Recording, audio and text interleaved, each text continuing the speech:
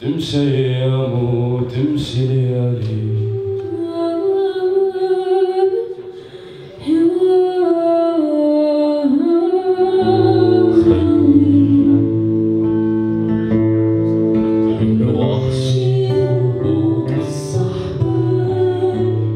Je m'appelle Sabrine Jenani, je fais partie du groupe Yuma.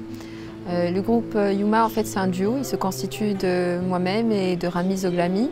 Ce duo existe depuis fin 2015. Nous avons commencé la formation grâce à un projet qui s'appelle le projet Mashup.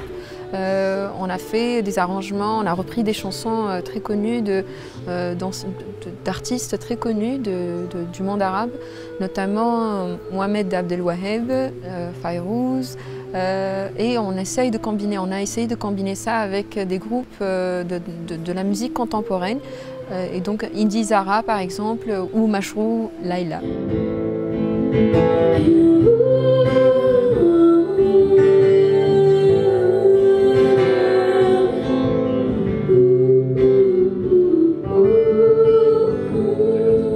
Et donc on a commencé avec ce projet-là, Mashup, en 2015, fin 2015, et les gens ont tout de suite accroché à ce style.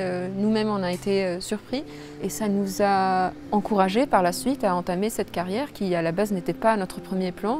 C'était pas du tout notre plan A, ni notre plan B d'ailleurs. Et on a décidé, après ça, de tout de suite lancer l'écriture, lancer la compo. C'est pour cela que nous avons sorti un premier album qui se nomme Shura en mars 2016. Et puis ça a commencé, l'aventure Yuma a commencé à partir de cette date-là.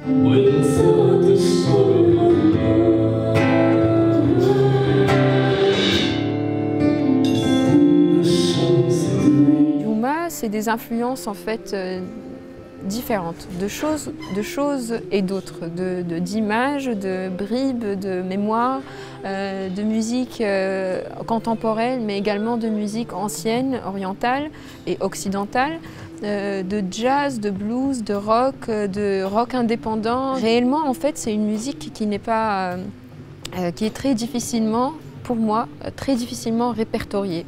Je n'arrive pas à la répertorier car c'est quelque chose qui a émergé de moi et de Rami, quelque chose comme un topo de tout ce qu'on a pu rassembler de styles musicaux jusqu'ici.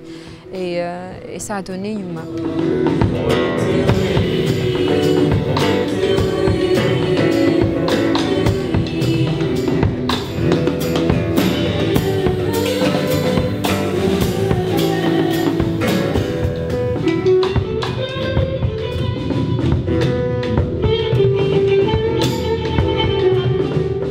Ça parle d'amour, ça parle de passion, ça parle de thèmes très fréquents, très universels, mais quelque chose qui relève du social pour nous.